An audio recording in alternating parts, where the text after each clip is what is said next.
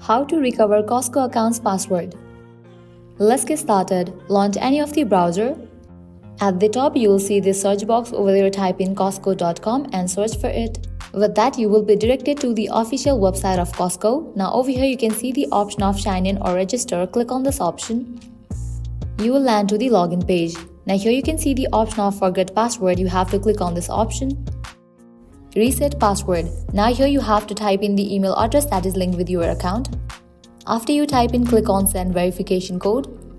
Now you will be receiving verification code in the email address that you have just entered. Now you have to put that code over here.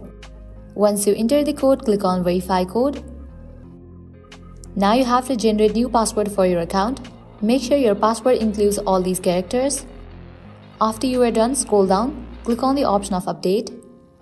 Password updated successfully. So this is how you can easily recover Costco account password. Now you can easily log into your account.